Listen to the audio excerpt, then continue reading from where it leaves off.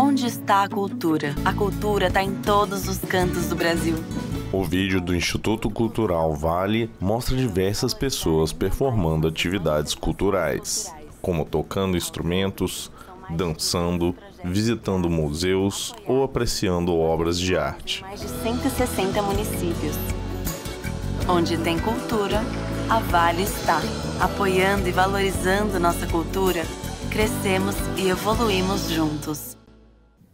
Então, quero apresentar o professor Pedro Duarte, que participa do ciclo de debates filosóficos Mutações em Belo Horizonte. Seja bem-vindo. A plateia saúda Pedro com as palmas. Pedro é um homem branco de cabelos compridos e loiros e barba escura. Agradecer muito a presença de vocês, antes de mais nada. É uma dupla alegria sempre para mim estar aqui. Uma alegria por poder corresponder ao convite do Adalto Novaes, mais uma vez, que de forma, ao mesmo tempo, tão afetiva e tão inteligente, articula esses ciclos há tantas décadas. Então é uma alegria corresponder ao convite dele, mas quando é aqui, aí o aqui é aqui mesmo, aqui em Belo Horizonte, é uma dupla alegria, porque aqui é a terra da família toda do meu pai. Eu estava aqui 15 dias atrás, e aí quando você fica vendo muito assim, dá um sentido de familiaridade em relação à família, nesse sentido. Então é uma dupla alegria, e queria agradecer a Ana Tereza e toda a equipe aqui do Sempre um Papo. É pouco usual e muito mais simpático que o normal esse nome para a gente poder conversar aqui no ciclo Mutações. Pois bem, 2 cartas de amor na era da técnica.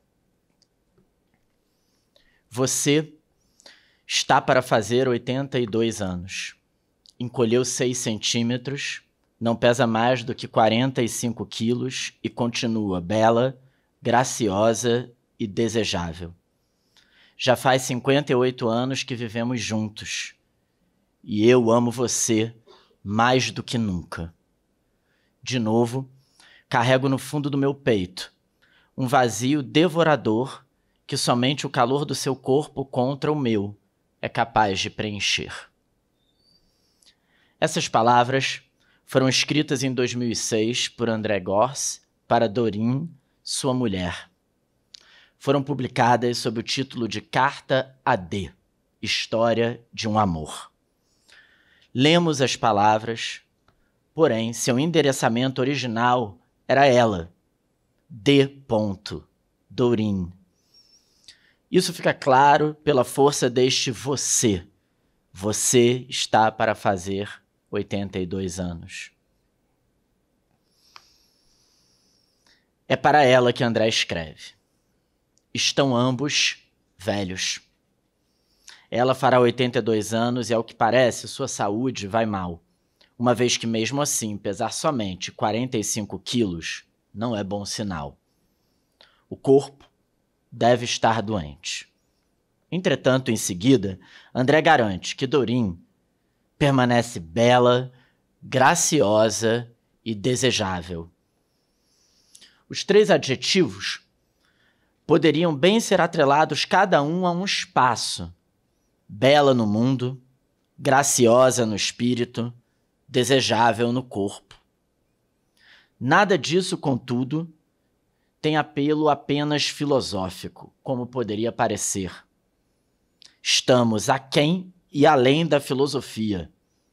É o que diz André. Mundo, espírito e corpo se fazem vida e na vida. Isso se confirma pela verdade pessoal e quente dessa certeza. De novo, carrego no fundo do meu peito um vazio devorador que somente o calor do seu corpo contra o meu é capaz de preencher. Somente o seu. E o resto todo, como diz o título, é a história deste amor. Uma espectadora na plateia acompanha a fala de Pedro. Repare-se, não se trata de uma história de amor, mas da história de um amor. Esse amor, paradoxalmente, como todos os outros, é apenas um. É singular, é único. Os amantes costumam ser acusados de acharem que o seu amor é maior ou melhor que os outros. Suspeito, porém, que apenas acham isto, que é diferente e, por isso, incomparável. Não é superior. Apenas é inconfundível. O paradoxo está aí. Todos são igualmente particulares. Essa particularidade não aparece na generalidade do sentimento, e sim no modo como ele se expressa no corpo, no espírito e no mundo. Essa perspectiva sobre o amor, que surge na carta de André Adorin, filia-se à concepção histórica que dele, do amor, teve especialmente o romantismo. O amor é singular e, mais ainda, o amor é o que nos singulariza. Nesse sentido, o amor traz cada amante a algo que pode separá-lo do resto, que o coloca potencialmente em conflito com o que até ali era a vida já estabelecida. E o amor prova, assim, a sua força.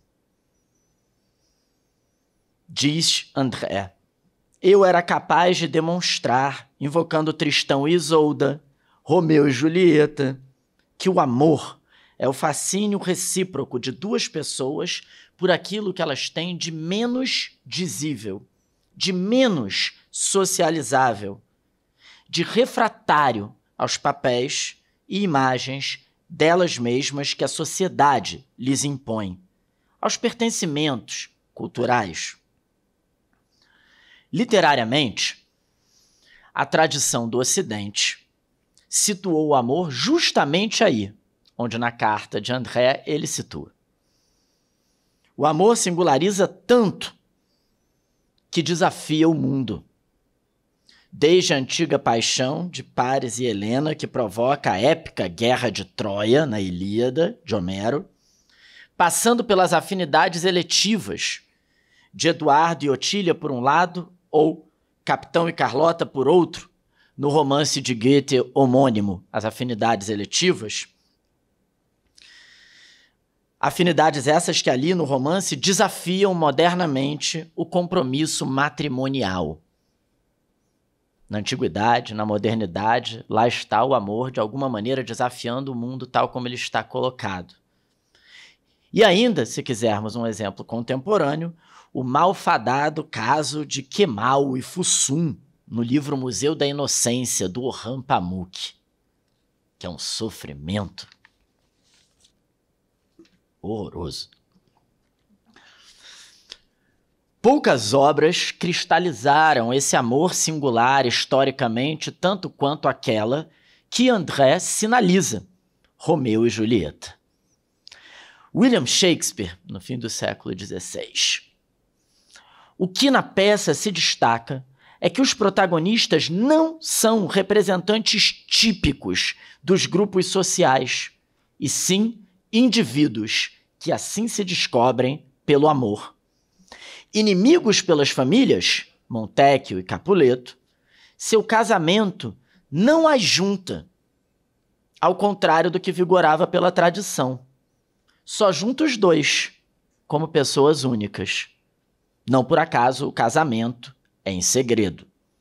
Como se o encontro corporal e espiritual não tivesse lugar no mundo social. O amor, por essa imagem, é um encontro com o outro no qual eu mesmo passo a ser mais quem eu sou, pois menos preso às identificações sociais, como o sobrenome familiar. E eu não resisti a citar uma pequena passagem, porque, já que se falou de Shakespeare, vamos aproveitar. Diz Julieta: Romeu, Romeu, por que há de ser Romeu? Negue o seu pai, recuse esse nome. Ou se não quer, jure só que me ama, e eu não serei mais dos Capuleto. É só seu nome que é meu inimigo, mas você é você. Não é Montecchio. O que é Montecchio? Não é pé, nem mão, nem braço, nem feição, nem parte alguma de homem algum. Você é você. O amor tem essa realidade do corpo, pé, mão, braço, feição, que escapa à nomenclatura social. Você, só você, esta pessoa, nenhuma outra. O amor não é só singular, ele singulariza os amantes. Você, você, você.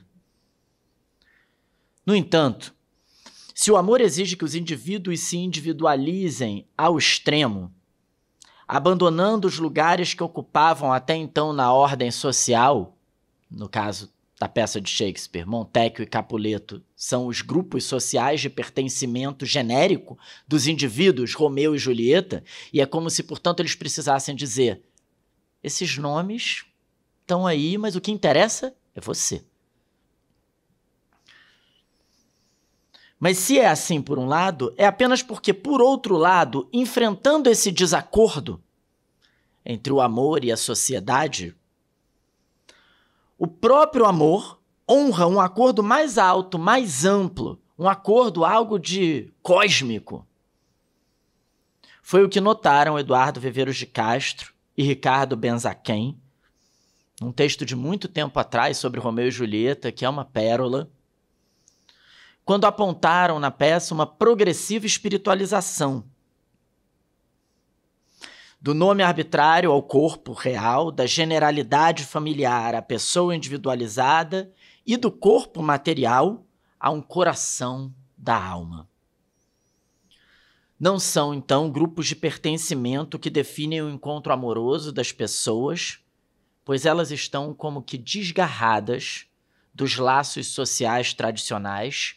Elas estão lançadas como indivíduos em um universo no qual, por acaso ou por destino, suas afinidades afetivas são diretas a partir de si. Para o mundo social, esse amor parecerá sempre irracional, escandaloso ou simplesmente impossível. É que, como dizia André na carta a Dorine, o amor é um fascínio de duas pessoas pelo que elas têm de menos dizível. Nenhuma barreira social, portanto, o fará parar. Nenhum muro. Literal e metaforicamente, Romeu dizia para Julieta: com as asas do amor saltei o muro. André e Dorine saltaram vários, como sabemos pela sua carta.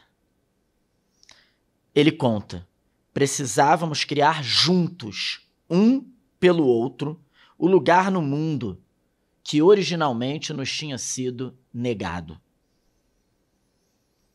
O amor irrompe no mundo sem que haja para ele um lugar pronto.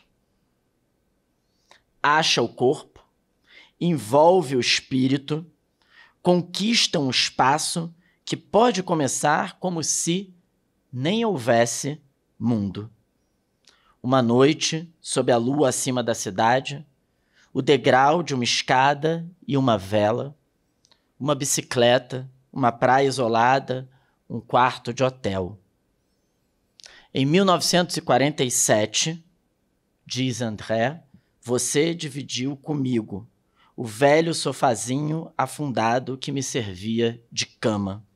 Ele tinha apenas 60 centímetros de largura e nós dormíamos apertados um contra o outro.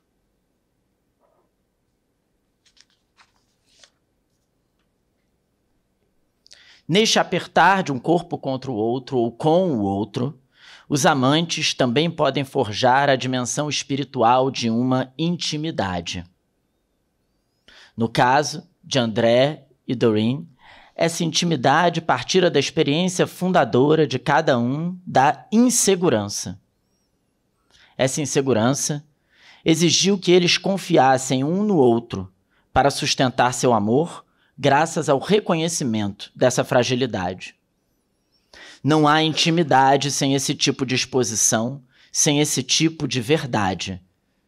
Daí que haja uma força que apenas se encontra na admissão e, quem sabe, no compartilhamento amoroso da vulnerabilidade. E amar, por si, é ficar vulnerável.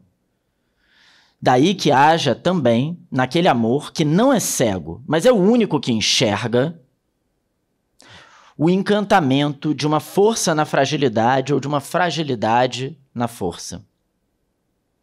André pode vê-la em Doreen. Ele diz, ela estava condenada a ser forte porque todo o seu universo era precário. Eu sempre senti, ao mesmo tempo, a sua força e a sua fragilidade subjacente. Eu gostava da sua fragilidade superada. Admirava sua força frágil. Na plateia, um espectador acompanha atentamente cada palavra de Pedro.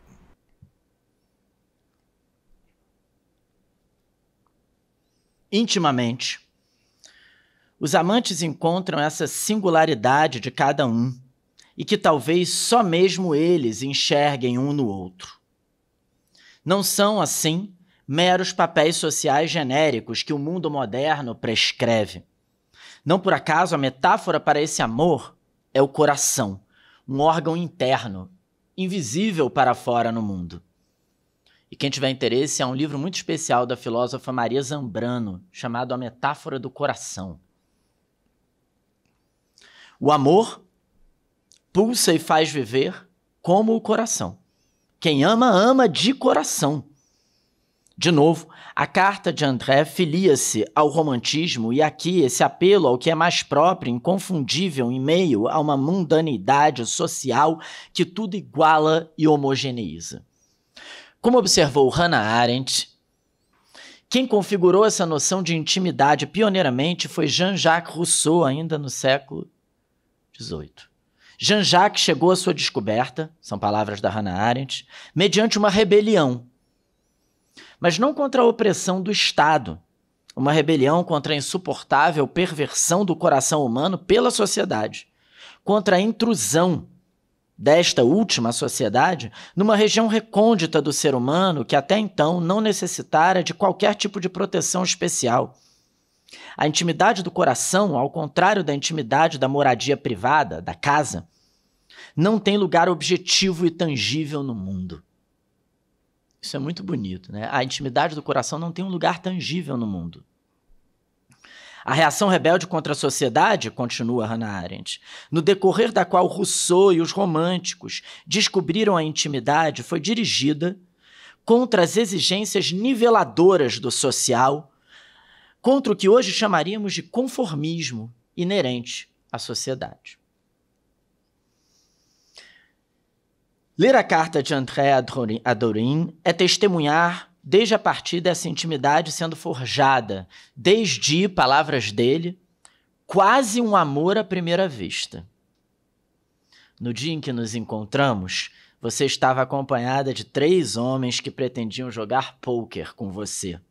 Você tinha cabelos ruivo-acastanhados, abundantes, a pele nacarada e a voz aguda das inglesas. Os 3 homens tentavam captar a atenção de Doreen, que, entretanto, se mantinha soberana. Quando o olhar de André cruzou com o dela, ele achou que não tinha a menor chance. 1 mês depois, porém, esbarrou com ela na rua. Ele diz, depois, numa noite, por acaso, eu a vi de longe, saindo do trabalho e descendo a rua. E aí ele corre para alcançá-la e, sem confiança, convida ela para dançar, ao que ela responde, why not? Por que não? E ele registra na carta. Era 23 de outubro de 1947, com firmeza. O mistério de uma história de amor está neste por acaso, que também soa o seu avesso, um destino. Por um lado, mais prático, é fácil pensar que naquela noite André podia não ter saído, passado na rua uns minutos depois, ter olhado para o outro lado. Doreen, por sua vez, podia não ter ido ao trabalho, ter saído mais cedo. Mas, por outro lado, as afinidades cósmicas que nos fazem acreditar no amor parecem agir para que, ao contrário, o dia 23 de outubro de 1947 desse o lugar e o instante irrevogáveis para esse encontro. Ou será que esse encontro era tão irrevogável que poderia já ter acontecido antes?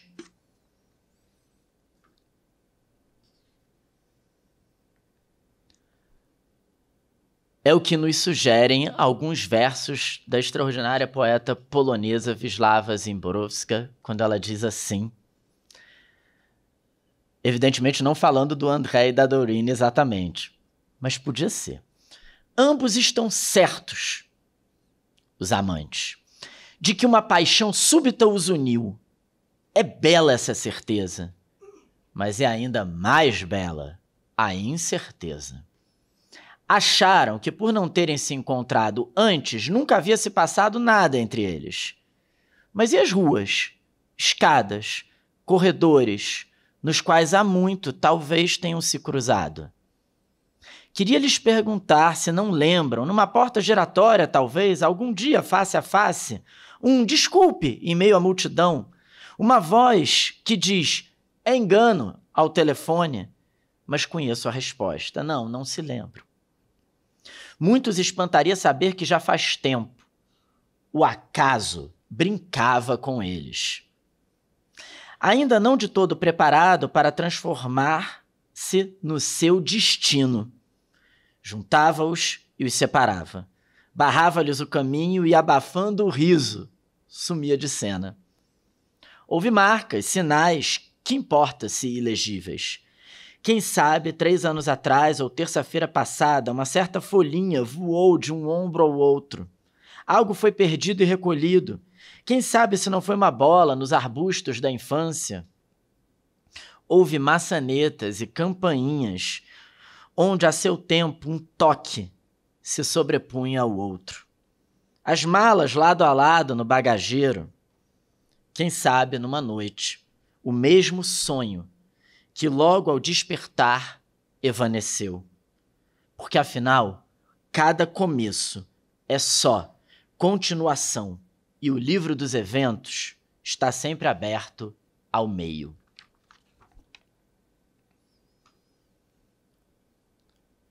A imagem do acaso brincando como destino é maravilhosa aqui. E expõe esse espanto pelo qual o amor, de um lado, parece o casual encontro daquela noite, e de outro lado, o destino histórico que já ia se fazendo. O amor faz o improvável parecer incontornável. Há nisso a felicidade que paira sobre os amantes como se fosse uma dádiva, uma vez que não são eles que a produzem, ainda que devam a ela corresponder ou alimentá-la. Por isso a imagem do Cupido envolve uma flecha que atinge precisamente o alvo, mas o alvo não havia nem previa. Por isso, um amor feliz, que é o título de um outro poema da Wisława, derrubaria do cume a moralidade, seja a moralidade produtiva do esforço, seja a obediente dos costumes. Por isso, e porque, como na carta de André fica claro, os amantes também têm o seu mundo, não apenas um mundo com os outros, é que o amor ofende os cálculos de justiça da sociedade ordinária e normatizadora. Como, ironicamente, observaram ainda outros versos da Wisława, que dizem: enaltecidos, e dizem com ironia sobre como os amantes veem a si próprios, enaltecidos um para o outro sem nenhum mérito. A flecha do Cupido vem de fora, né? Enaltecidos um para o outro sem nenhum mérito, os primeiros quaisquer de milhões, mas convencidos que assim devia ser. Como prêmio de quê? De nada. A luz cai de lugar nenhum. Porque justo nesses e não noutros, isso ofende a justiça? Sim. Isso infringe os princípios cuidadosamente acumulados, derruba do cume a moral? Infringe e derruba, sim. Dizem os versos da Wisława. O acaso nomeia, portanto, aqui, não uma mera contingência, podia ter sido desse jeito ou podia do outro, podia ser ou podia não ser. O acaso do amor nomeia um acontecimento que excede o controle humano, que escapa do que prevíamos. Não há cálculo para ele. Não é simplesmente o que pode ser ou deixar de ser, mas, como gosta de dizer minha amiga Márcia Sá Cavalcante Schubach, que também participa deste ciclo, não é o que pode ser ou deixar de ser, mas o próprio ser sendo. A Márcia, aliás, ao pensar neste ciclo o acaso, também sublinhou outros versos da Wisława sobre o mesmo ponto, que eu adaptei ligeiramente, vocês vão entender, e dizem assim: o acaso gira nas mãos de um caleidoscópio. Nele cintilam bilhões de vidrinhos coloridos e, de repente, o vidrinho de um André tintilou contra o vidrinho de uma Doreen. No romantismo, já era assim que se pensava a origem do amor. No final do século XVIII, o filósofo alemão Friedrich Schlegel afirmara que o verdadeiro amor deveria ser ao mesmo tempo inteiramente arbitrário, inteiramente casual e parecer ao mesmo tempo necessário e livre. Deveria ao mesmo tempo ser destinação e virtude, parecer um mistério e um milagre. Isso significa que o amor junta o que para nós são opostos: o arbitrário e o inevitável, o acaso e o destino, a liberdade e a necessidade, a subjetividade e a objetividade, o espírito e o corpo. Não fosse a saída naquela noite, teria o encontro se perdido para sempre? Ou, de algum outro modo, ele teria que ocorrer? Talvez de fora o encontro possa parecer fortuito, mas de dentro, nunca. Pois não seríamos o que somos não fosse aquele encontro. Ele já define quem somos. Schlegel, ainda no romantismo, também escreveu uma vez que, no amor, em primeiro lugar vem o sentido de um para o outro, e o mais elevado é a crença de um no outro. O amor é risco e confiança, vulnerabilidade e firmeza, que se dão em uma intimidade de um com o outro, como narra André. Nós tínhamos pressa, ele diz. Eu despi seu corpo com cautela. Descobri miraculosa coincidência do real com o imaginário, a Vênus de Milo tornada carne. O brilho nacarado do pescoço iluminava o seu rosto. Mudo, contemplei longamente esse milagre de vigor e doçura. Compreendi com você que o prazer não é algo que se tome ou que se dê. Ele é um jeito de dar-se e de pedir ao outro a doação de si. Nós nos doamos inteiramente um ao outro. Mas essa contemplação muda, ele diz, mudo, contemplei longamente esse milagre de vigor e doçura. E é linda essa ideia do vigor e da doçura juntos. Talvez a gente precise buscar mais isso. Mas essa contemplação muda, talvez tenha sido imperativa naquele momento, mas apenas naquele momento, porque de resto não foi suficiente para André contar a história de um amor. ele precisou de palavras, da escrita, da carta. Carta. Esse misto amoroso de distância e proximidade. Esse esforço para aproximar o que está distante. É André quem diz: preciso reconstituir a história do nosso amor para apreender todo o seu significado. Ela foi o que permitiu que nos tornássemos o que somos, um pelo outro, um para o outro. Isso, aliás, também é o que torna difícil aos amantes não dar ao seu acaso a conotação de destino. Eles já são o que são por conta do amor, um pelo outro, um para o outro. André quer, com a carta, que é para Doreen, mas para ele mesmo também, levar à palavra a mudez de um amor. André Gross foi um escritor e filósofo judeu-austríaco conhecido desde a década de 60 por seu envolvimento com o existencialismo, conheceu Jean-Paul Sartre, estudou muito a questão do trabalho. Depois seus escritos tomaram uma nova direção, a da ecologia política. Mas nunca, entretanto, deixou de ser isso, alguém que escrevia. Doreen sabia bem disso e dizia para ele que amar um escritor é amar que ele escreva. E sentenciava, então, escreva para ele. O que André escrevia? Não me interessa tanto aqui.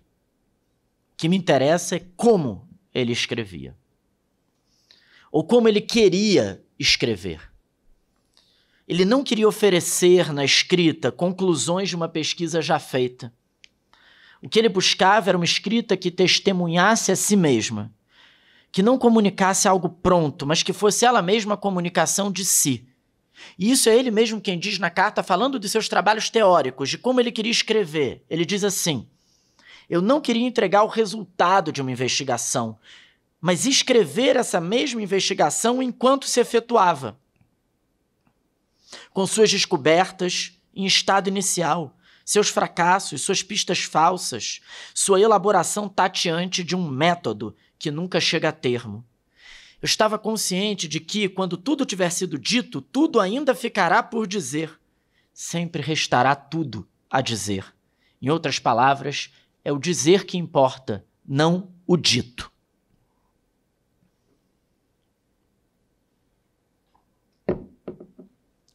Na carta, André conta dessa tentativa de escrita em seu trabalho teórico. Eu não sei se ele a alcançou em algum momento. Possivelmente, não. Os textos intelectuais muitas vezes se importam com o dito, não com o dizer. Entretanto, onde eu sei que ele conseguiu isso, mas talvez ele nem tenha percebido, é na carta a Doreen. Se a história desse amor pode ser também linguagem que narra, é porque nela, nessa linguagem, estão as descobertas em estado inicial, os fracassos, as pistas falsas. Carta, aliás, é sempre já um dizer, não só um dito. Um dizer a alguém, a você. André não se deu conta, acho conscientemente, que na carta finalmente levou a linguagem até essa realidade do dizer. Mas inconscientemente talvez tenha pressentido isso quando escreveu, aspas, encontrei palavras que nunca soubera pronunciar, palavras para lhe dizer que eu queria que permanecêssemos juntos para sempre. Nesse sentido, o amor cria os amantes e também suas palavras. Mas o amor parece dar às palavras um endereçamento. Como se, mesmo quando não se trata de uma carta, um amante falasse para outro amante, às vezes de modo cifrado, às vezes explícito. De certo modo, todo texto que importa é ou devia ser uma carta. No caso de André, contudo, a carta não tem em vista apenas achar o significado do amor ao contar sua história. Mas também ressaltar a beleza de uma espécie de despedida. O encanto do começo é narrado, mas em breve saberemos, como já suspeitávamos, que há também um fim, mesmo que belo, que desponta. Nos anos 70, Doreen não conseguia mais se deitar de tanta dor de cabeça. Passava a noite de pé em uma varanda ou sentada em uma poltrona. 8 anos antes, ela tinha sido operada de uma hérnia de disco, usando contraste, aquela coisa muita gente aqui já deve ter usado, né? Quando vai fazer radiografia, entrar naqueles tubos, aí põe às vezes esse negócio, um contraste, que dizem que vai sair rapidinho do corpo. 8 anos antes, ela tinha sido operada de uma hérnia de disco, usando contraste com o produto Lipiodol, de suposta rápida eliminação.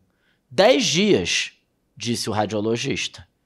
Pois bem, 8 anos depois disso, uma parte do líquido subira até o crânio e outra formar um cisto na região cervical. O diagnóstico era de aracnoidite.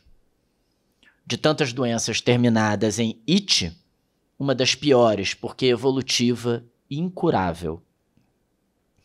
É sem afetação que André conta dessa descoberta na carta, o que só aumenta o seu impacto. Daí em diante, acompanhamos, por um lado, a maneira decidida e pessoal de Doreen lidar com a doença. Por outro, acompanhamos o modo de estar junto dela, de André, mesmo sabendo que uma parte daquilo a deixava irremediavelmente sozinha. Nos dois lados, tanto ela encarando a doença, quanto ele, ao lado dela, nisso, mais uma vez o amor teria que enfrentar o mundo, mas agora o mundo da tecnomedicina. A palavra é do próprio autor. Nesse ponto, aquele romantismo que séculos atrás fez Romeu e Julieta perseguirem o amor contra os pertencimentos familiares esperados, esse mesmo romantismo agora fazia André e Doreen rejeitarem a submissão médica previsível. Nos dois casos, o do Shakespeare e este, o amor toma distância do código social dominante, afasta-se do mundo ou cria o seu. Nos termos de André, essa experiência pessoal com a doença os levaria a uma tecnocrítica.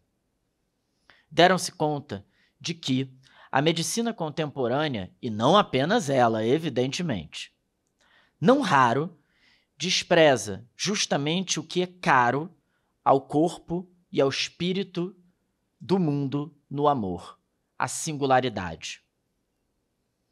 E se o faz, é porque ela, esta medicina, submeteu-se à compreensão técnica que separa espírito e carne.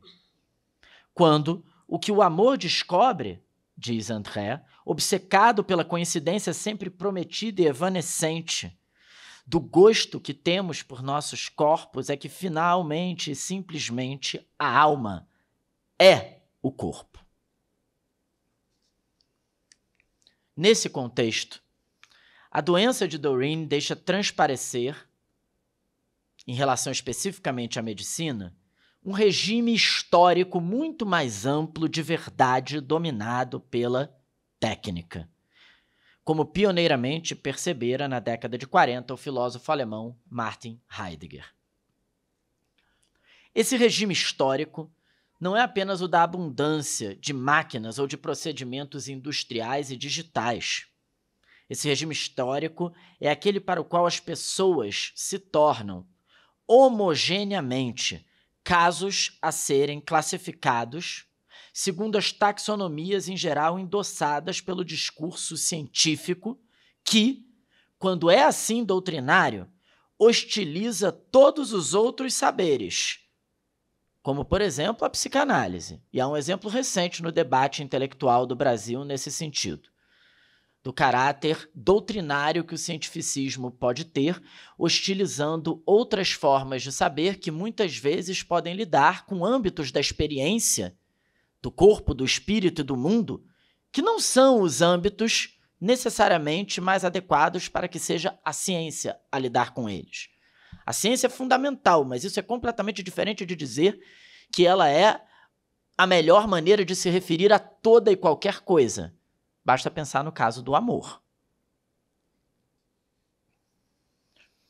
Para esse regime histórico de verdade dominado pela técnica, o próprio ser deve ser submetido sempre ao cálculo. Protocolos são seguidos genericamente, não importando quem é aquele indivíduo específico ali. O que se perde, por isso, é justamente aquela individualização que acontece, por exemplo, no amor, pela qual cada um se singulariza e faz de alguém um você inconfundível. Na medida em que a técnica, portanto, entendida assim, não é apenas um diagnóstico de que há muitas coisas técnicas em torno de nós, não é essa a questão, o microfone, o celular, a câmera, não é esse o ponto. É que a técnica se transformou na maneira de compreender a realidade. É que nós passamos a estar submetidos a uma maneira técnica de entender o mundo. Como a técnica é essa compreensão tecnificada de tudo o que vigora, ela abarca ou ameaça impor-se como critério em tudo o que fazemos. Pensamento vira produtividade. Férias vira aproveitamento. Trabalho vira desempenho. Liberdade vira eficácia. E nada mais parece ter sequer uma finalidade como sentido, mas apenas metas, objetivos que mantêm a roda do mundo girando aturdida em torno de si mesmo. Na plateia, uma espectadora acompanha atentamente a fala de Pedro. Com a medicina, André e Doreen sentiram isso. Ela não queria se deixar arrastar por essa lógica.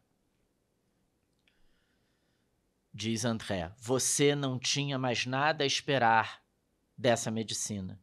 Recusava-se a acostumar com os analgésicos e a depender deles. Decidiu, então, assumir o controle do seu corpo, da sua doença, da sua saúde. Tomar o poder sobre a sua vida, em vez de deixar a tecnociência médica tomar o poder sobre a sua relação com o seu corpo e consigo mesma. Você entrou em contato com uma rede internacional de doentes que se ajudam mutuamente, trocando informações, conselhos, depois que eles tinham batido de frente, assim como você, com a ignorância, às vezes com a má vontade da classe médica. Você se iniciou na yoga, tomava posse de si, administrando suas dores por meio de antigas técnicas de autodisciplina.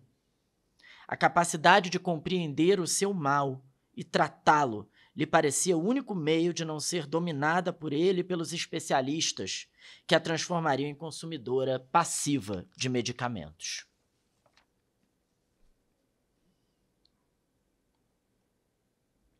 Filosoficamente, André considera que a medicina contemporânea, que cuidaria de Doreen, subordinou-se, muitas vezes, à mutação tecnológica que, sem espírito, submete o corpo ao mundo da pura maquinação. Na esteira, isso é explicitado pelo próprio André na carta, essa ideia, daquilo que Michel Foucault, no século XX, denominou de biopoder, e que o André descreve como o poder que os dispositivos técnicos assumem até sobre a relação íntima de cada um consigo mesmo. Relação íntima. Até ela. Ora, a intimidade é justamente aquilo que se conquista no amor pela exposição da vulnerabilidade. Portanto, o que Doreen não iria entregar assim. Mais uma vez, André poderia repetir o que na carta escrevera sobre o começo de seu amor com Doreen.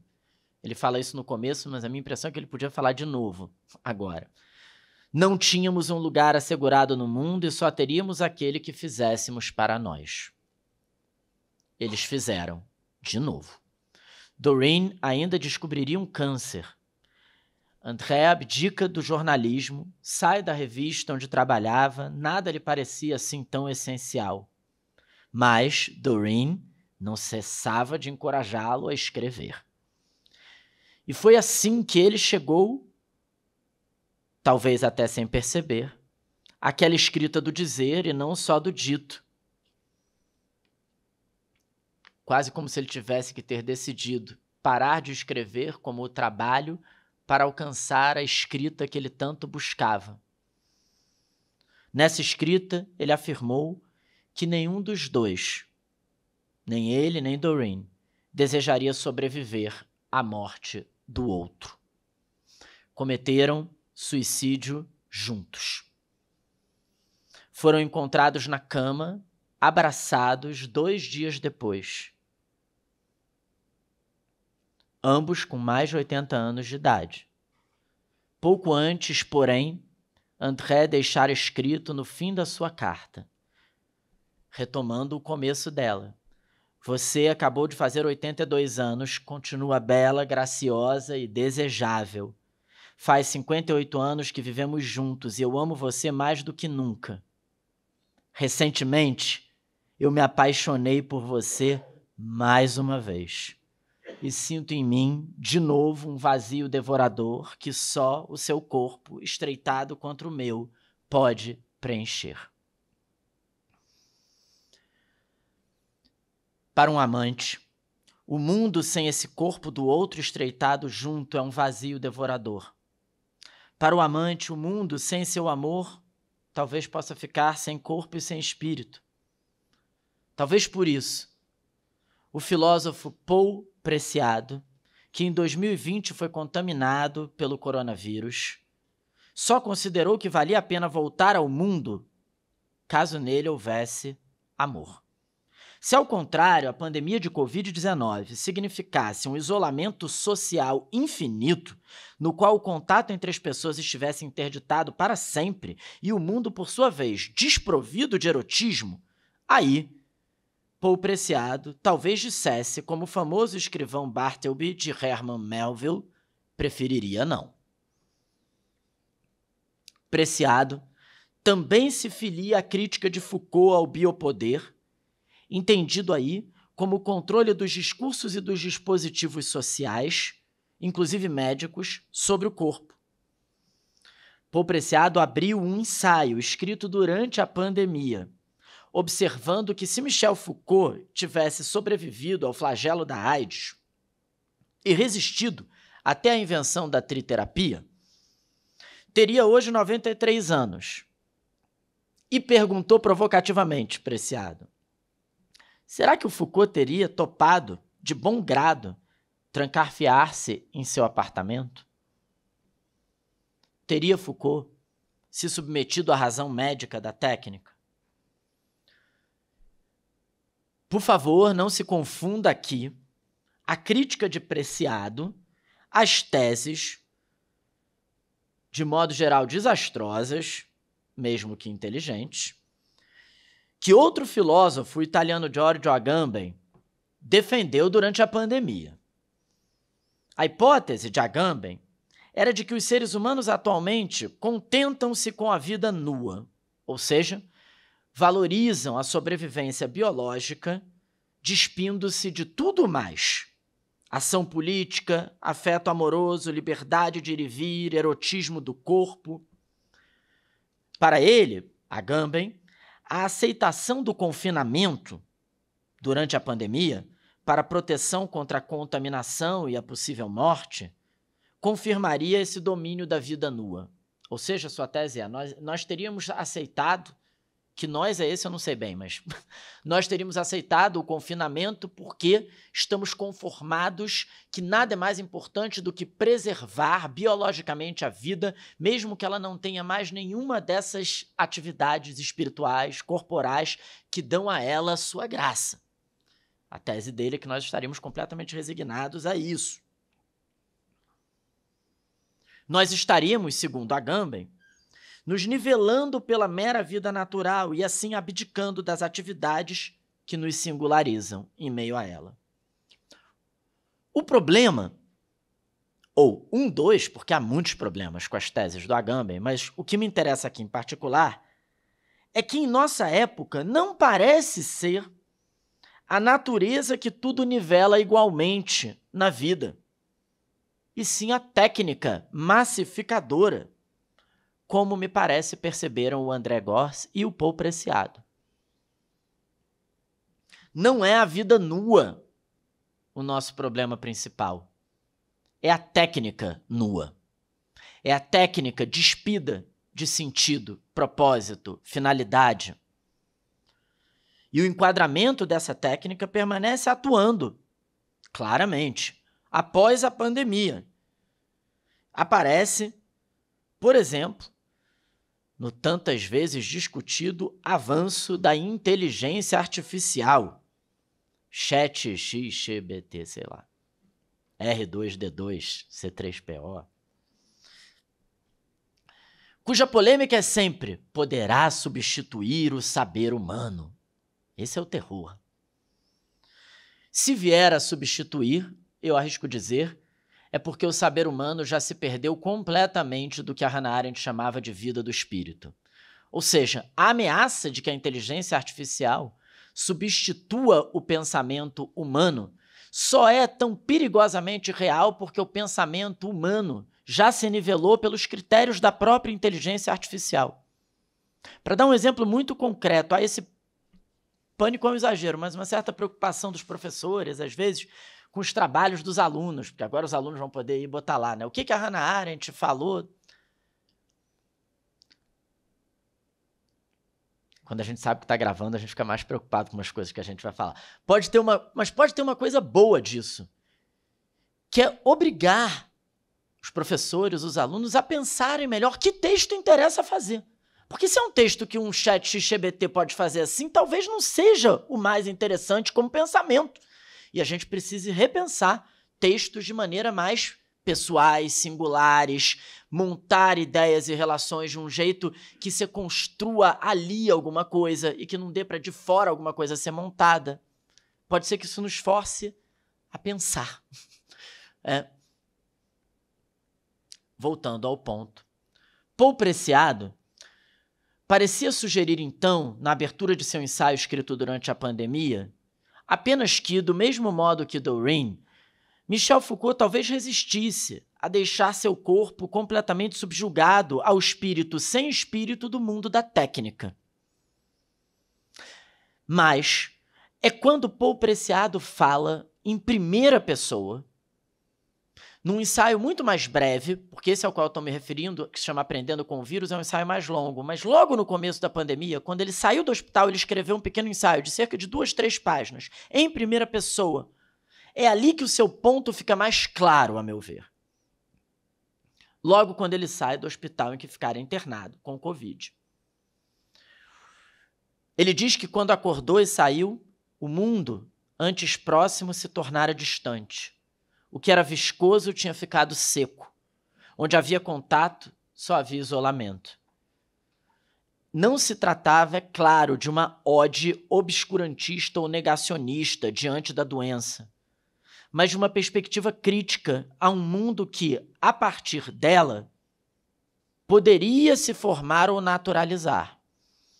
Se Doreen precisou defender a liberdade de sua relação íntima consigo para cuidar da aracnoidite sem se submeter à tecnomedicina, como André a chama, por sua vez, Paul Preciado defende o erotismo amoroso com a vida diante do ascetismo moral, obcecado por segurança, que usa doenças como álibis.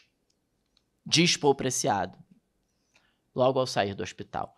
Foi o que senti com a força de uma evidência que me atravessava o peito à medida que a minha respiração se tornava mais fácil. Tudo permaneceria para sempre nessa nova forma que as coisas tomaram? A partir de então, teríamos acesso a formas de consumo digitais sempre mais excessivas? Mas os nossos corpos, os nossos organismos físicos seriam privados de todo o contato, de toda a vitalidade? A mutação, diz ele, tomaria a forma de uma cristalização da vida orgânica, de uma digitalização do trabalho e do consumo e de uma desmaterialização do desejo. Nessa nova realidade, aqueles dentre nós que perderam o amor ou que não o encontraram a tempo, ou seja, antes da grande mutação do Covid-19, estávamos condenados a passar o resto da vida completamente sós? Sobreviveríamos, mas sem toque, sem pele. Os que não ousaram dizer a alguém que o amavam, não poderiam se juntar a ele, nem mesmo se fosse possível expressar o seu amor, e deviam agora viver para sempre na espera impossível de um encontro físico que não acontecerá nunca. Paul Preciado talvez escolhesse, caso a vida fosse ficar assim, o mesmo destino da morte de André e Doreen. Qualificando a pandemia de Covid-19 de grande mutação, Preciado, em seu devaneio doente, faz dela a separação entre um mundo de antes e um mundo de depois. O que ficaria seria um espírito sem corpo, um corpo sem espírito. Nada de toque ou pele para os sobreviventes de Covid nesse pesadelo. Nada de linguagem para os amantes poderem dizer que se amam. Nada tampouco de carta, contando a história de um amor e documentando que, como ele, é que se começa o que quer que seja. Diz André ainda na carta: bastava que eu consentisse em viver o que eu estava vivendo, em amar mais do que tudo o seu olhar, a sua voz, o seu cheiro, os seus dedos afiados, o seu jeito de habitar o seu corpo, para que todo o futuro se abrisse para nós.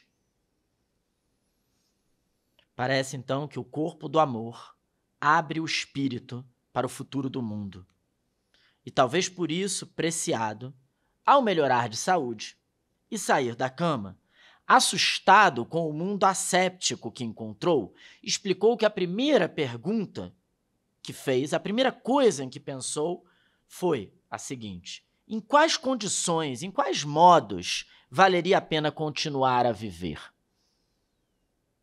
Mas a segunda coisa que diz Preciado, ele fez, antes mesmo de encontrar uma resposta para a pergunta, foi escrever uma carta de amor. E o motivo parece simples. Se há uma condição para valer a pena continuar a viver, como a sua primeira pergunta, é a possibilidade do amor. Isso porque tal possibilidade jamais fica apenas em potência que não se atualiza. Uma vez que, como disse Shakespeare em Romeu e Julieta, o que o amor pode, o amor ousa tentar. Para o amor, por isso, nunca é tarde para ousar o que pode, ou melhor, ele pode muito bem ser aquilo que só começa mesmo tarde. Ele tem seu tempo. Penso em André e Doreen abraçados na cama e nele escrevendo, tarde, que recentemente se apaixonara novamente por ela. E lembro então, para concluir aqui, dos versos de Carlos Drummond de Andrade, que bem poderiam estar em uma carta do coração para o corpo, o espírito e o mundo em mutação. Amor é privilégio de maduros, estendidos na mais estreita cama, que se torna mais larga e mais relvosa, roçando em cada poro o céu do corpo. É isto, amor, o ganho não previsto, o prêmio subterrâneo e coruscante, leitura de relâmpago cifrado que, decifrado, nada mais existe, valendo a pena, e o preço do terrestre, salvo o minuto de ouro no relógio, minúsculo, vibrando no crepúsculo. Amor é o que se aprende no limite, depois de se arquivar toda a ciência herdada, ouvida. Amor começa tarde. Obrigado, gente.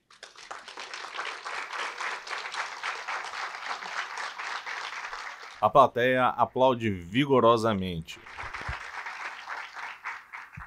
Um espectador faz uma pergunta a Pedro no microfone. Pedro, parabéns pela apresentação. Foi muito viva essa sua apresentação e me empolguei aqui um pouquinho. Ah, que bom.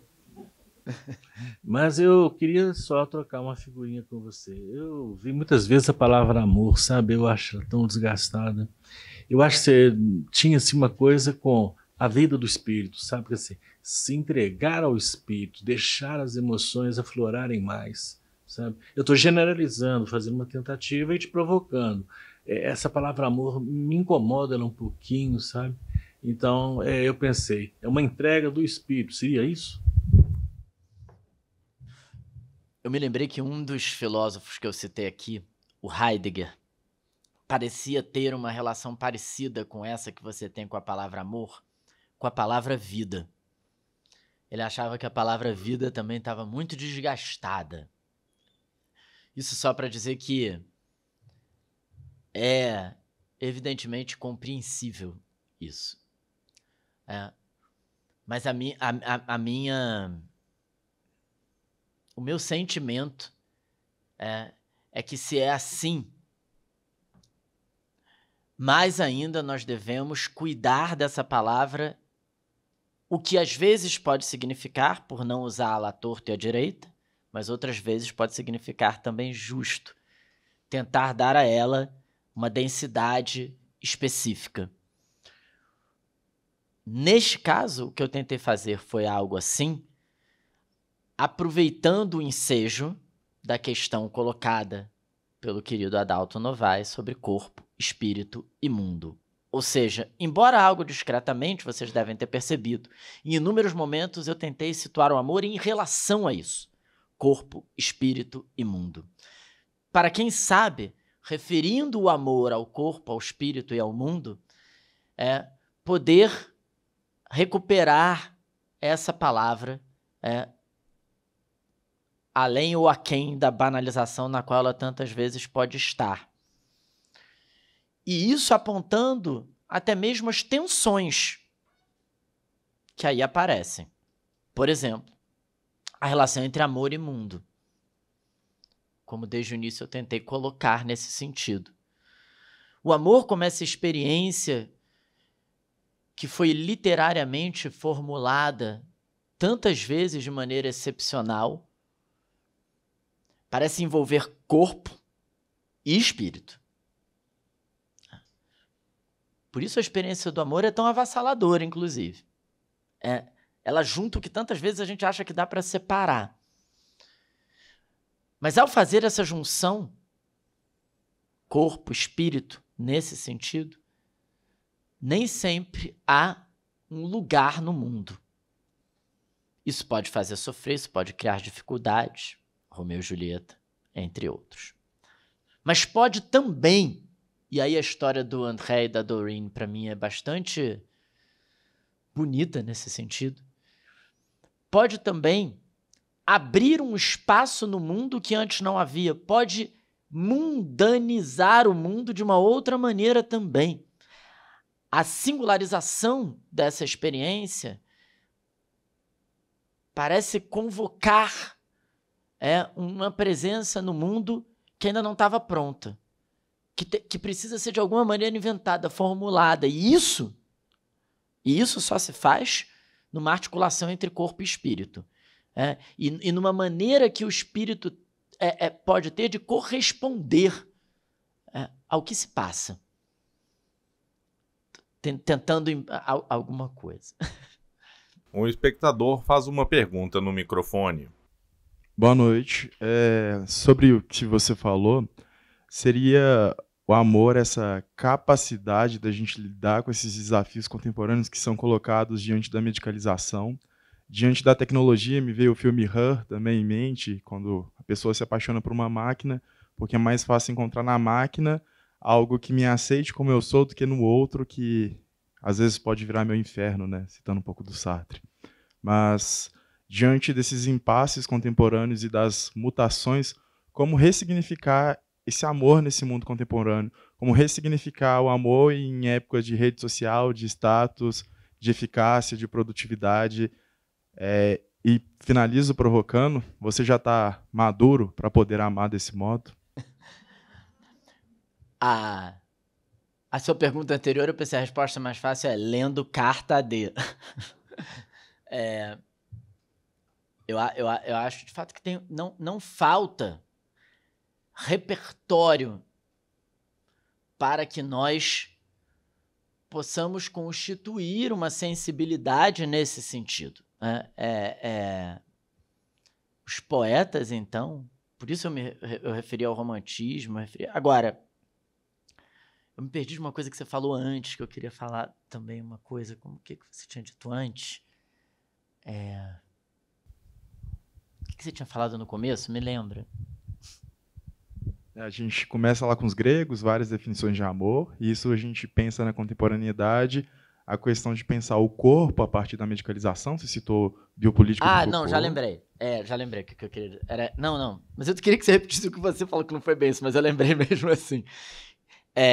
Eu não diria exatamente que o amor é a capacidade que nós precisamos para enfrentar a mutação contemporânea. Acho que eu diria mais assim, o amor é uma experiência que nos atravessa, que nós não controlamos e que sem ela, dificilmente qualquer resposta à mutação será uma resposta capaz de inventar ou habitar o mundo que está se constituindo. Mas eu não acho que seja assim. Aí voltando à sua pergunta inicial, não é assim, é o amor a resposta. Não é isso. É só que o amor é uma das maneiras pelas quais, a tomar esses exemplos, nós nos singularizamos no mundo de tal modo que a técnica é estranhada e por isso pode ser pensada. A técnica é que no caso do André e da Doreen, isso se deu através da medicina. Mas é apenas o caso deles, não é que isso seja... É apenas um exemplo. Por isso que eu fiz questão de, num certo momento, falar. Isso atinge a universidade, isso atinge... Né, a reclamação mais comum dos professores, não sei se é a mais comum, mas uma das mais comuns dos professores universitários é o quanto a cobrança por produtividade impõe uma maquinaria de textos a serem publicados que são muitas vezes escritos porque você tem que manter essa produtividade, não porque tem algo a ser dito propriamente. Então, a medicina é só... ela aqui ganhou essa importância porque eu peguei a carta D para pensar essa questão. Mas não é só ela. Né? O pensamento é, a meu ver, o aspecto decisivo para corresponder à mutação. E o pensamento faz parte daquilo que a Hannah Arendt chamava de vida do espírito. Agora, parte do problema é o modo pelo qual a nossa tradição separou drasticamente esse pensamento como vida do espírito do que é o corpo como vida ativa. E por isso, se não me falha a memória, o Paul Valéry, que o Adalto gosta tanto, em certo momento, fala do espírito como uma resposta do corpo.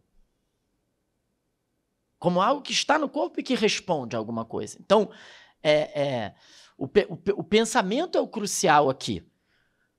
Mas nós nos acostumamos muitas vezes a achar, e aí aqui volto ao ponto ao qual eu estava falando antes, nós costumamos muitas vezes achar, que eu quero dizer assim, uma certa maneira de compreender do mundo contemporâneo que o pensamento é mais pensamento, é melhor pensamento, quanto mais neutro ele for. E por neutro entenda-se, em geral, quanto mais esse pensamento for distante de qualquer singularidade ou especificidade. O pensamento do cálculo. O pensamento da técnica. E aí há algo, a meu ver, crucial, que é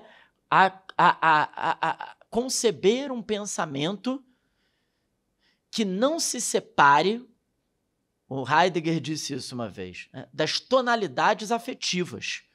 O pensamento, ele pode ser um pensamento amoroso, melancólico, alegre, angustiado.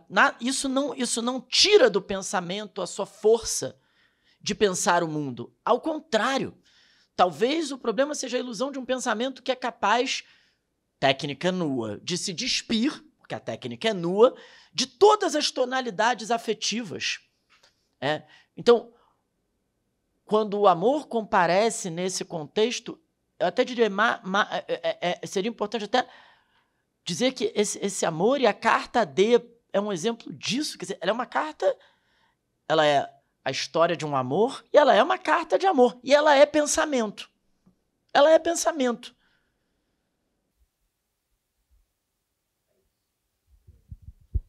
Mais uma pergunta. Um espectador assume o microfone para fazer uma pergunta. Pedro, queria agradecer a sua palestra, muito interessante. E eu queria, até você, de certa forma, respondeu o que eu ia te perguntar agora. Tá?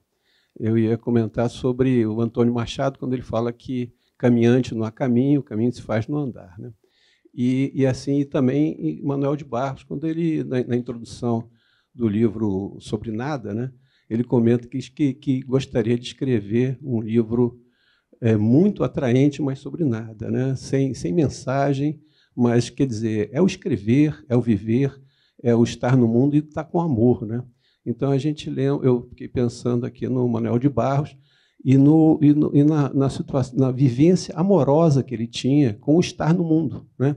Que eu acho que hoje, quando a gente pensa assim, no contraste do romantismo com o classicismo, né? O romantismo nasce como um enfrentamento do classicismo.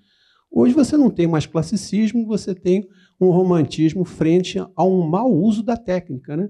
a um uso deturpado, sem percepção humana da técnica. Então, você tem essa situação humana de dominação, né? E uma dominação de poder sem percepção de amor, sem percepção do que é o lado maravilhoso de estar no mundo. Né? Então, eu acho que eu tenho a impressão de que você estava recuperando esse maravilhamento que deve existir no nosso estar no mundo. Né? É isso que eu ia comentar isso, mas acho que você já respondeu. Mas só para comentar rapidamente duas coisas, né? Eu acho que o que eu tentei sublinhar também foi como, nesse caso, o amor, mas não é que só o amor faça isso, propicia isso que eu chamei aqui de singularização, porque entre os muitos perigos ou entre os muitos espantos com a técnica, nesse sentido, está a ausência disso. O que assusta na narrativa do André sobre a doença da Doreen é o modo pelo qual a tecnomedicina pode ser tão generalista que perde de vista que tem um momento em que cada um tem a sua maneira de se relacionar com a vida e a morte, com a doença e a saúde, com o prazer e o desprazer, a felicidade e a infelicidade. E isso não tem protocolo genérico e em determinadas ou muitas situações isso precisa ser levado em conta. A atenção está aí, mas, repito, isso não é uma questão específica da medicina. O modo pelo qual, muitas vezes, o pensamento, o conhecimento é avaliado, é concebido, tem o mesmo problema. E isso é uma coisa. E a segunda coisa é lembrar, como eu gosto muito, vocês devem já ter percebido, da Hannah Arendt, que a Hannah Arendt tem essa expressão linda que deu título à biografia que a sua ex-aluna Elizabeth Youngblood escreveu sobre ela, que é Por Amor ao Mundo. Eu tematizei aqui a relação entre o amor romântico com o mundo. Mas existe também uma outra dimensão que é a do amor ao mundo. Mas esse amor ao mundo, para recuperar o ponto anterior, é o amor a um mundo em que a Hannah Arendt frisava sempre a pluralidade. Pluralidade é a palavra que ela encontra para poder falar de um mundo no qual nós não estamos isolados uns dos outros, porque somos em relação com os outros, mas não estamos juntos como coletividade, porque coletividade pode ser muito homogêneo, coletividade pode ser um monte de gente junto tendo que ficar todo mundo igual. Então, eu acho que ela escolheu a palavra pluralidade para poder falar de um estar junto e separado, de um estar, de um estar em relação que não apaga a diferença pela qual cada um é um ser inconfundível nesse sentido. O primeiro espectador a perguntar retorna ao microfone. Sim. Pedro, vou voltar aqui, mas não é no mesmo tema, não. Já a sua interpretação foi suficiente. O livro... vou falar nisso, o seu livro da Hannah Arendt, aquele livro pequeno, muito bom. Eu gostei demais do livro. Qual livro? O Problema da Liberdade, em Hannah Arendt. É o livro dela, Liberdade para Ser Livre? Liberdade para Ser Livre. Eu escrevi o prefácio, fiz a tradução, mas desculpa, é dela. Seu prefácio está sensacional. Não, é só para dizer que o livro é dela. O livro é dela. Até tem uma coisa que quando você gosta muito da autora e traduz a autora, às vezes você se confunde também. Né? Você já começa a não saber mais o que está acontecendo, mas é dela, eu acho. Não, agora eu lembrei, porque tem tempo que eu li o livro. A minha pergunta. O livro sobre amor que eu mais gostei é Cartas à Noiva, de Victor Hugo. Não sei se vocês conhecem esse livro, ele é maravilhoso. Eu nunca vi a descrição do amor para uma pessoa fantástica, sabe? Eu também poderia falar que algumas declarações de Heidegger a Hannah Arendt também são muito profundas e muito bonitas, e não dá para entender por que ele prefere continuar casado, já que Hannah Arendt correspondia plenamente. Bom, agora a minha pergunta, né? Não é romantismo, não é aquela sementezinha, quer dizer, a retórica não tomou conta do André. Desculpa, sou cético aqui agora para poder provocá-lo. Eu acho que vai ser o mesmo ponto anterior no fundo, mas vamos lá. Mas sabe a sementezinha do romantismo, da paixão, sabe? E você faz uma narrativa que é maravilhosa. Eu sei que você se empolgou também com essa carta, que deu para perceber, né? E fez uma oposição, parece até literatura comparada, com a outra declaração da pessoa que pegou Covid. Então, aí é a questão da narrativa. Será que não é uma retórica? É isso que eu queria. Será que você não se perdeu na retórica? Estou provocando nesse aspecto. Mas aí eu acho que é um julgamento que cada um de vocês que deve fazer, se eu me perdi ou não na retórica. Eu mesmo fazer esse juízo é difícil. Então, não sei, acho que isso é uma avaliação que cabe a cada um poder fazer. O que eu te diria eu não... E por isso, num certo momento, eu fiz questão de dizer que quando ele diz mudo, contemplei esse misto de vigor e de doçura, mudo ele não ficou. Eu diria nesse sentido que eu não tenho problema com a palavra retórica. Acho que é sempre retórica. Tem as retóricas que se pretendem neutras, discretas, tem as retóricas que pretendem que não são retóricas, são as mais perigosas. E tem as retóricas românticas. Não há a menor dúvida, e foi por isso que eu recorri ao romantismo, que, para mim, não há a menor dúvida, que Carta de André Gross é um belíssimo texto que pertence à tradição romântica de consideração sobre o amor a outras. Foi por isso que eu falei, não é mero acaso, que quando ele mesmo diz, que a carta é muito curta, é uma carta, mas ele diz, eu poderia invocar Tristão e Isolda, Romeu e Julieta, os exemplos estão aí. E por isso eu fiz questão de explicitar essa concepção de amor, ela se relaciona com a concepção romântica de amor. E me parece que alguém mencionou isso, não sei se foi você, que ela nos possibilita,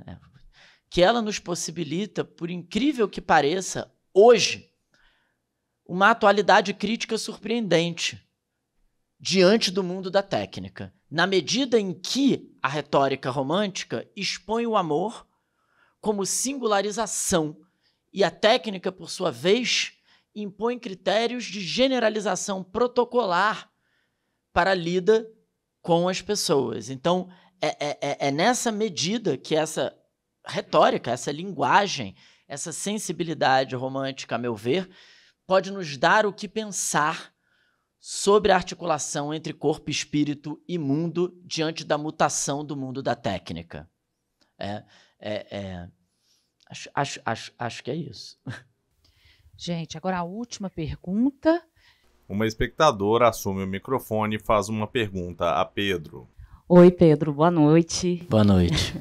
Desculpa, eu acabei chegando um pouco atrasada, então eu espero que seja concernente a pergunta que eu vou fazer aqui agora para você. Quando você estava falando dessa questão do amor, eu fiquei pensando até de que forma, por exemplo, as sexualidades dissidentes, elas provocam também uma outra compreensão do amor. É o caso de Preciado. E também, se a gente pode pensar, porque agora é a questão que eu estou trabalhando atualmente, que é filosofia e gênero, eu estudo uma autora chamada Zambrano, Maria Zambrano, e ela tem uma obra chamada... Foi citada. Então estou passando vergonha. A Metáfora do Coração, não sei se foi essa. Foi citado. Mas cheguei pra O que eu acho fantástico, por quê? Porque é a forma como a Zambrano consegue pensar, né, para além do que Ortega y Gasset havia proposto, né, na razão vital, e tem essa carga do poético também, que está muito presente na Zambrano. Então, eu fico me perguntando se não só as sexualidades dissidentes, mas esse pensamento de mulheres que foge a uma espécie de romantização do romântico, digamos assim, não, me faltando uma outra palavra, que eu passei a madrugada viajando também, então o pensamento está indo devagar. Se não há aí uma potência para pensar o amor a partir de uma contraposição à técnica. Tanto que, quando você estava falando dessa questão, e você citou a Hannah Arendt, agora no final, falando da singularidade e que, de certa maneira, se relaciona com o outro, mas sem se perder, né? Eu lembrei do Mitsein, da Simone de Beauvoir, que é justamente esse ser com o outro, mas garantindo, ao mesmo assim, essa singularidade e, ao mesmo tempo, construindo a partir de afetos, né? Então eu penso assim, eu sei que talvez você tenha até abordado, e peço desculpas por ter chegado atrasada. Eu estava viajando e queria ver se você podia falar um pouquinho mais sobre isso. Eu não sei, porque tem tanta coisa, mas uma coisa que eu ia dizer só na verdade, o que atesta que então as coisas devem fazer sentido é que você tenha sido levada a uma referência que eu fiz, mesmo sem tê-la visto. Na verdade, até acho que as coisas devem estar fazendo algum sentido. Mas eu não saberia contemplar tudo isso, né? Lembrar que o Mitsein e tal, tem o Heidegger, né? É chato dizer isso, mas que é importante nessa história. Mas que o que eu pensei, curiosamente, em relação ao que você estava falando também, é que, a seu modo, o texto do Paul Preciado, e o Paul Preciado, só para quem não sabe, já que apareceu essa referência, né? O Paul B. Preciado, esse B é de Beatriz, o Paul Preciado é um homem trans, né? Por isso que você, imagino, tenha trazido essas ideias nesse contexto contemporâneo. Mas me chama muito a atenção que esse breve ensaio do Paul Preciado, quando ele sai do hospital com Covid, ele é, pelo menos para mim, altamente romântico. No sentido mais clássico, sei lá, é uma coisa assim, que é isso, como eu falei, ele diz, eu saí de lá, da cama, levantei da cama, pensei, a primeira coisa que eu pensei foi em que condições vale a pena viver, porque se tiver que viver, assim, isolamento para sempre, e aí, só que mais romanticamente assim, ele diz, a segunda coisa que eu fiz, antes de conseguir uma resposta sobre em que condições vale a pena viver, foi escrever uma carta de amor. E aí, no resto do texto, para quem não conhece, no resto do texto, Ele, no entanto, vai, pega a carta, desce, você acha que ele vai descer ali para mandar, para botar a carta no correio, ele põe pandemia, momento brabo da pandemia, ele põe luva, põe não sei o que, tará, e a carta para ex, é X que ele diz, né? Carta para ex. Mas ele joga no lixo a carta.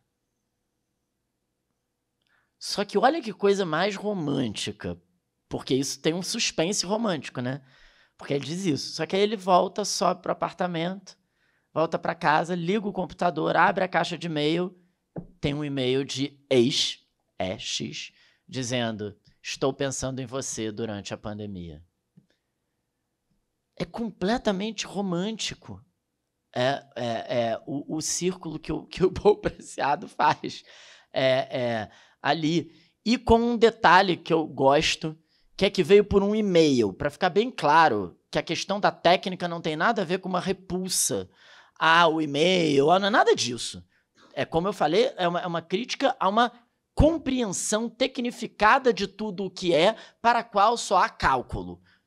Então, eu acho que é muito, muito, muito bom que a carta final, digamos, entre aspas, carta, do texto do Paul Preciado não é uma carta, é um e-mail.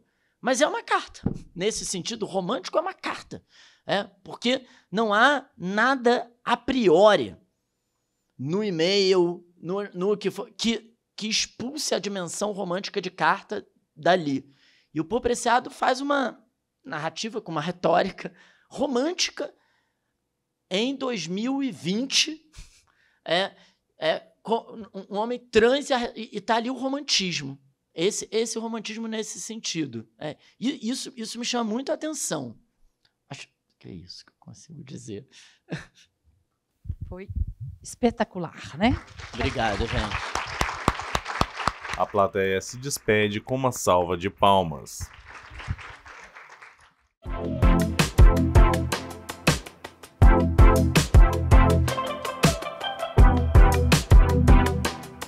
Após o evento, no hall de entrada do teatro, Pedro recebe o público para dar autógrafos, tirar fotos e conversar.